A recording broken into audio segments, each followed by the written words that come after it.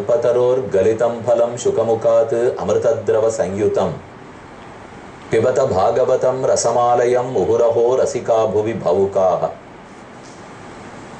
வேதம் வேதாந்தமாகிற உயர்ந்த கருத்துக்கள் அடங்கிய பெட்டகம், அதையே ஒரு சிறந்த பழமாக கொண்டாடுகிறார்கள். அந்த பழத்தினுடைய சாறு பிழிந்து எடுத்தா போலே பழரசம்தான் பாகவத புராணம். அதுவும் கிளி கொத்திய பழத்துக்கு தனிச்சிறப்புண்டு. சுகாச்சாரியர் கிளி வடிவத்தில் இருப்பவர். அவர் கொத்திய பழமாம் பாகவத புராணம் ஆச்சரியமான அர்த்தங்களை கூறி வாழ்க்கைக்கு வழிகாட்டுகிறது. பகவான் கண்ணன் ஸ்ரீகிருஷ்ணன் அனைத்து கோபியரோடே ராசக்கிரீடை பண்ண சங்கல்பம் செய்து கொண்டான். அனைவரையும் யமுனை நதிக்கரைக்கு அழைத்து போனான். ஓர் மணல் திட்டை தேர்ந்தெடுத்தான்.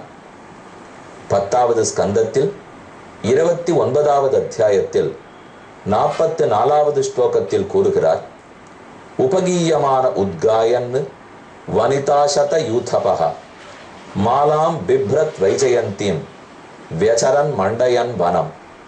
உயர்ந்த வைஜயந்தி வனமாலையை தரித்து கொண்டு அவ்விடத்தை அடைந்தான். நத்யாக புலினமாவிஷ்ய கோபீபிர் ஹிமவாலுகம் ரேமே தத்தரளானந்த குமுதாமோத வாயுனான் ஏவம் பகவத கிருஷ்ணான் லப்தமானா மகாத்மனா ஆத்மானம் மேனிரே ஸ்திரீணாம் மானின்யோப்யதிகம் பூவி. கண்ணன் அனைவரையும் அழைத்து கொண்டு மணல் திட்டுக்கு போய் அவர்களோடே பேசி சிரித்து கொண்டிருந்தார்.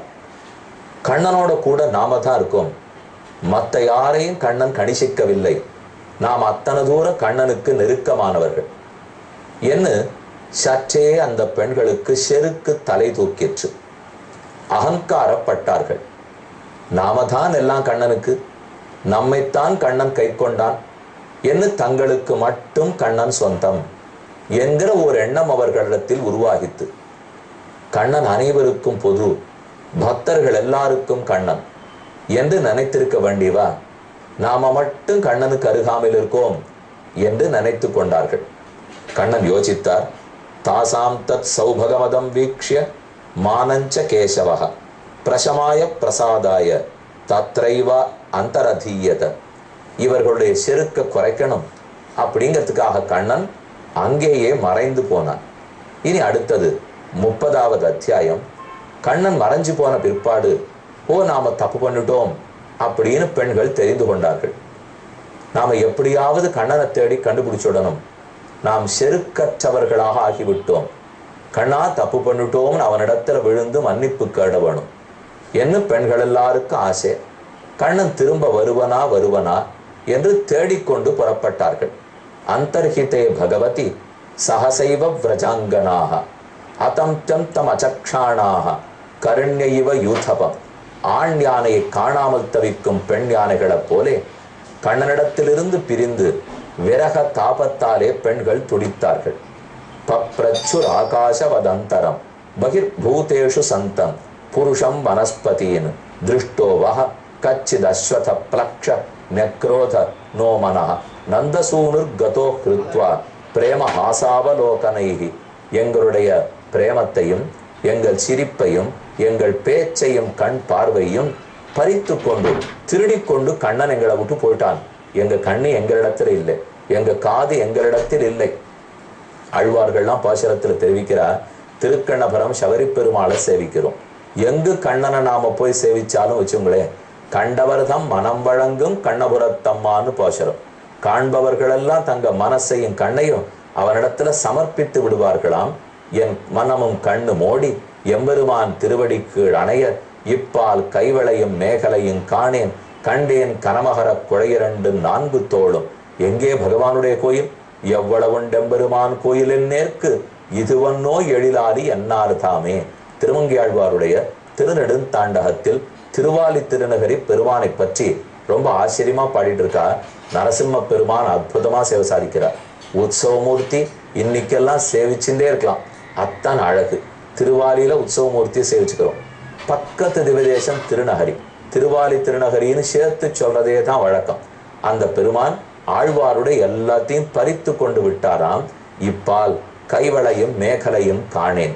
என் மேகலை, நான் உடுத்திருந்த உடுப்பையும் அணிந்து கொண்டிருந்த ஆபரணத்தையும் காணும், கைவளையல்களை எல்லாம் காணும். பின்ன என்னதான் பெண்ணே உன் கண்ணில் படுறது? கப்பால் கைவளையும் மேகலையும் காணேன், கண்டேன் கனமகர குழையிரண்டு 4 தோளும். பெருமானுடைய 4 தோள்கள், அவனுடைய கனத்த திருக்குழைகள், குண்டலங்கள், ஆபரணங்கள், இதுதான் என் கண்டப்படுறது. என்ன நான் மறந்தே போயிட்டேன் தோழி என்று திருமங்கியாழ்வார் கூறிக்கொள்ளுகிறார். பெருமான அத்தனை அற்புதமாத்தான சேவை சாதிக்கிறார். ஆக நம் மனமும் கண்ணும் ஓடி எம்பெருமான் திருவடி கீழ் அணைந்து விடும். இந்த பெண்களுக்கு அப்படித்தான் நடந்தது. ஒரு மரமா பார்க்க கேட்கிறா. அஸ்வத்த மரமே பாத்தியா, லக்ஷ மரமே பாத்தியா, கஷ்டித் குர பகாசோக நாக புன்னாக சம்பகாக பட்டிமைந்தோர் காரேறு பலதேவர் கோய் கீழ்கண் நாய்.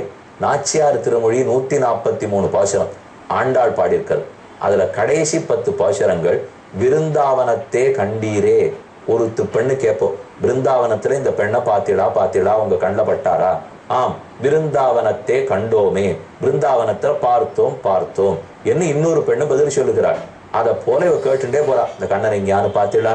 ஏ மருத மரமே பாத்தியா? மருதாணி இலையே பாத்தியா? அசோக மரமே பாத்தியா? புன்ன மரமே பாத்தியா? நாகமரமே பாத்தியா? சம்பக மரமே பாத்தியா? ராமானுஜா மானினி நாமிதோ தர்ப்ப ஹரஸ்மிதா கச்சித் துளசி கல்யாணி கோவிந்த சரணப்பிரியே சஹத்வாலி குலை பிப்ரத் திருஷ்டஸ்தே அதிப்பிரியோச்சுதா. உடனே ஒரு பெண்ணு சொன்னா, நம்ம எதுக்கு புன்ன மரத்தையும் நாகமரத்தையும் போய் கேட்டு இருக்கோம்? கண்ணனுக்கு ரொம்ப நெருக்கமானவளை போய் கேட்கணும். ரொம்ப ரகசியமா ஒருத்தரை நம்ம கண்டுபிடிக்கணும்னு வச்சுங்க. அவளோட இன்டிமேட்டா இருக்கிறவா, அவளுக்கு ரொம்ப நெருங்கிய சர்க்கிள்ல இருக்கிறவாளை பிடிக்கணும். பிடிச்சிட்டு அவள் எங்க மறைஞ்சிட்டு இருக்காங்கிறத சொல்லி கொடுத்துருவா. அதே போல இப்ப கண்ணன் எங்க மறைஞ்சிட்டு இருக்கான்னு துளசிய கேட்டா தான் தெரியும். எதுக்கு நம்ம புன்னமரத்தையும் நாகமரத்தையும் கேட்டுருக்கணும்? துளசிக்கு முகுந்த பிரியா, கிருஷ்ண பிரியா என்று திருநாமம். இதெல்லாம் எவ்வளவு அழகான பெயர்கள். துளசின்னு வைக்கலாம், கிருஷ்ண பிரியா, முகுந்த பிரியா, பகவான் கேசவ பிரியா. இதெல்லாம் சின்ன பெண் குழந்தைகளுக்கு வச்சா எவ்வளவு அழகா இருக்கும். துளசிக்கும் பேரா இருக்கு, கண்ணனுடைய பேரும் சேர்ந்திருக்கு, பிரியான்னு அந்த பெண்ணு மகாலட்சுமியினுடைய பேரும் சேர்ந்திருக்கு. அப்ப துளசியை போய் கேட்போம். கச்சித் துளசி கல்யாணி கோவிந்த சரணப்பிரியே. கோவிந்த சரணத்தில் அவ்வளவு ஆசை இருக்கிறவளே துளசி, நீங்கியான கண்ணனை பாத்தியா? மாலத்யதர்ஷிகி வகா கச்சின் மல்லிகே ஜாதி யூதிகே. மல்லிக புஷ்பமே பாத்தியா? ஷாதி மல்லிகையே பாத்தியா? பிரீத்திம் ஓ ஜனயன் யாத்தா கரஸ்பரிசேன மாதவா. சட்டுன்னு இன்னொரு பெண்ணு சொன்னா, இந்த வழியில கண்ணன் போயிருக்காப்புல இருக்கு. ஏன்னா அப்ப அப்படி புல்லு முளைச்சிருக்கு பத்தியா? என் புல்லு முளைச்சிருந்தா கண்ணன் போயிருக்கணுமான்னா, புதுசா கல்யாணம் ஆரச்சே தம்பதிகள், ஆணும் பெண்ணும் கணவனும் மனைவியும் புதுசா கல்யாணம் ஆயிருக்கு. அப்ப கணவன் மனைவி தோளை தொட்டான் என்றால் அவளுக்கு மயிர்கூச்செறிதல் ஏற்படும் இல்லையோ? புது கணவன் தொடரார், ஆணோட ஸ்பர்ஷம், அது கேட்டு அவளுக்கு மயிர்கூச்செரிப்பு ஏற்படும் இல்லையோ? அதை போல பூமாதேவி தான் மனைவி, கண்ணன் தான் கணவன். அவ இப்பதான் கல்யாணம் பண்ணிருக்கா. என்னைக்குமே பெருமாள் அன்னைக்கு தான் கல்யாணம் பண்ணிப்பார். அவர் எவ்வளவு பழைய கல்யாணமாக இருந்தாலும் அன்னைக்கு நித்திய கல்யாணம் இல்லையோ? அன்னைக்குதான் கல்யாணம். அப்ப கண்ணனுடைய திருவடி பட்டு இப்படி நடந்து போயிருக்கார். கண்ணன் தான் கணவன். அவர் திருவடி இவர் பேர்ல பட்ட உடனே பூமாதேவிக்கு மயிர்கூச்செறிதல் ஏற்பட்டு புல்லு முளைச்சிருப்பார். அதனால கண்ணன் இந்த வழியாத்தான் போயிருக்கணும் என்ன அவள் கூறுகிறாள். ஏன்னே பரார்த்த பவகா யமுனோபகூலாக சிந்தே கிருதம் க்ஷிதி தபோ பத கேசவாங்கிரி ஸ்பர்ஷ கேசவாங்கிரி ஸ்பர்ஷோத்சவோத்புலகிதாங்க ருகைர் விபாசி அப்யங்கிரி சம்பவ உருக்கிரம விக்ரமாத்வா ஆஹோ வராஹ வபுஷா பரிரம்பணேன. சுருத்தி சொல்றாளாம். அதென்ன இன்னைக்கு புதுசா கண்ணன் திருவடி படுறது? வராக பெருமான் தன்னுடைய நீண்ட கோரை பற்களால தூட்டு இந்த பூமாதேவியை தூக்கினானா, அன்னைக்கே அவளுக்கு மயிர் பூச்சிருந்து போச்சே. திரிவிக்ரமாவதாரம் பண்ணும் போது பெருமான் தன் திருவடிகளால் உலகத்தை தாவி அளந்தானா, அன்னைக்கே பூமிக்கு மயிர் பூச்சிருந்ததே. அதை போலத்தான் கண்ணன் இன்னைக்கு திருவடி பட்ட உடனே மயிர் பூச்சிரு போல் இருக்கு. பெண்ணே பூமாதேவியே, நீ கண்ணனை கண்டாயா? எங்கானும் இருக்கிறானா பார்ப்போம். புறத்தாழ்வான் சாதிக்கிறார். பிருந்தாவனே ஸ்திரச்சராத்மக கீட்டதூர்வா பர்யந்த ஜந்து நிஜயே பதையே ததானிம் நைவா லபாமகி ஜனிம் ஹதகாஸ்தயேதே பாபா பதம் தவகதா புனராசிரயாமஹ. கண்ணன் அப்பப்படி நடந்து போகும்போது அவனை தேடிண்டு இந்த பெண்களும் போனாலும் இல்லையோ? அப்ப கண்ணனுடைய திருவடி, பரம பக்தைகளான பெண்களுடைய திருவடி, இது எல்லாம் பட்டிருக்கிற பிருந்தாவன பூமி. அன்னைக்கு பிறந்த அதை தொட்டு மோட்சத்துக்கு போறது வாய்ப்பை விட்டுட்டேனே, இனிமே எப்போது இந்த வாய்ப்பு நமக்கு கிடைக்க போறதோ என்று கூறத்தாழ்வான் வருத்தப்படுறார். பாகும் பிரியாம்ச உபதாய கிரகீத பத்மஹா. அதுக்கு மேல ஒத்தொத்தி நடிக்க ஆரம்பிக்கிறார். ஒருத்தி கண்ணனாட்டமே வேஷம் போட்டுண்டு கண்ணன் எப்படி அசைஞ்சு அசைஞ்சு நடப்பரோ, அவர் எப்படி திரும்பி பார்ப்பரோ, எப்படி சிரிப்பரோ, எப்படி கையை உடைச்சு உடைச்சு திருப்பவரோ, அதை போலெல்லாம் அந்த பெண்ணு பண்ணிண்டு நான் தான் கண்ணன், அவன் ஆட்டம் நடக்கிறேன் பார். அப்ப கண்ணன் கூட இருக்கிறாப்புல மற்ற பேருக்கு ஒரு எண்ணம். அவ சொல்றா, காசித் பூதனாயந்தியாக கிருஷ்ணாயந்த் அபிபத் ஸ்தனம் தோகாயித்வா ருதந்தந்தியா பதாக சட்டகட்டாயித்தீம். மேலும் ஆகூய தூரகாயத்வத் பகாயதீம் கிருஷ்ணஸ்தம் அனுகுர்வதீம் வேணும் குணந்தீம் கிரீடந்தீம் அந்யாக சம்சந்தி சாத்விதி. ஒருத்தி சொல்றா, துஷ்டகாளிய திஷ்டாத்திர கிருஷ்ணோகம் இது சாபரா. ஒருத்தி காளிங்க நாட்டு அப்படி தலையை குனிஞ்சு உட்காந்துக்கிறா. மற்றொருத்தி கண்ணனாட்ட வேஷம் போண்டு தன் காலை தூக்கி அந்த காளிங்கன் பெண்ணு தலை மேல வைக்கிறா. ஏ துஷ்ட காளிங்கனே, இனிமே இந்த யமுனை கரையில இருக்கக்கூடாது, ஓடிப்போ அப்படின்னு யமுனையிலேருந்து சமுத்திரத்துக்கு ஓட்டி விடுறா. இப்படி மாத்தி மாத்தி கண்ணன் பண்ணது எல்லாத்தையும் நாடகமா நடத்திக்கிறா. நமக்கு ஒரு கேள்வி வரும், கண்ணனாட்டம் ஒருத்தி வேஷம் போட்டது புரியுறது, யாரானு காளிங்க நாட்டம் வேஷம் போட்டுப்பல, துஷ்ட காளிங்கன் இல்லையோ அவனை போல ஒருத்தி வேஷம் போட்டுப்பலான்னா ரொம்ப ஆச்சரியமா நம்ம ஆச்சாரியர்கள் எழுதி வச்சிருக்கா. கண்ணனை விட்டு பிரிந்து விரக தாபம் தாங்க மாட்டாமல் ஒரு பெண்ணு கண்ணனாட்டம் வேஷம் போட்டுக்கொண்டு எப்படியாவது பிரிவாற்றாமையை தவிச்சுக்கணும், தவிர்த்து கொள்ள வேண்டும், குறைச்சுக்கணும் அப்படின்னு தவிப்பா தவிக்கிறாளோ இல்லையோ. அப்ப எவ்வளவு பக்தி அதிகமா இருந்தா அந்த பெண்ணு அத்தனை தவிப்பு. இப்பேற்பட்ட பெண்ணனுடைய காலு என் தலையில படுறதா இருந்தா நான் ஒரு 5 நிமிஷம் காளிங்க நான் வேஷம் போடுறதுக்கு எனக்கு ஒன்றும் குறைவில்லை அப்படின்னு இந்த பெண்ணு நினைச்சுக்கிறாளாம். அப்பேற்பட்ட பக்தியில ஊறி போயிருக்கிறவள் அவ காலு நம்ம தலையில படுறதே, நம்ம கொஞ்ச நாள் இருந்துட்டா என்ன காளிங்கனா கூட இருந்துட்டு போறோமே, பக்தியுடைய கால் படுமோ இல்லையோ என்ன இவளுக்கு எண்ணம். கண்ணனாட்டம் ஒத்தி நடக்கிறா.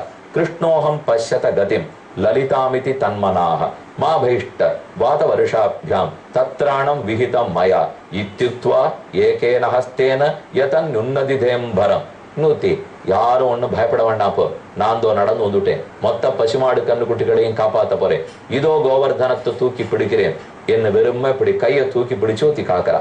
நூத்தி ஆருக்கிய ஏகா பதாக்கிரமிய சிரஸ்யாபஹராம் நிருப துஷ்டாஹே கச்சதாதோகம் கலானாம் நனு தண்டதிருக்கு ஏவம் கிருஷ்ணம் பிரிச்சமானாக பிருந்தாவன லதாஸ்தரூன்னு. இப்படி பிருந்தாவனத்துல செடி கொடி லதை குல்மம் ஸ்தபகம் இதெல்லாத்தையும் கேட்டுண்டு பித்து பிடித்தா போல ஓடிட்டு இருக்கா. அப்ப சடக்குன்னு பார்த்தா ஓரிடத்தில் இப்படி 2 காலடி, அப்ப 2 காலடி, 2 ரெட்ட காலடிகள் கண்டப்பட்டது. ஓ கண்ணன் யாரோ ஒரு கோபிக்கைய மட்டும் அழைத்து கொண்டு இந்த வழியா போயிருக்கார். இல்லைன்னா காலடி சோடு தெரியுமா, இங்க 2 காலடி அங்க 2 காலடி. சரி, அதை தொடர்ந்து போய் பார்ப்போம். பதானி வெக்தமேதானி நந்தசூனோர் மகாத்மனஹ லக்ஷந்தேகி துவஜாம்போஜ வஜ்ராங்குஷ யவாதிபிகி.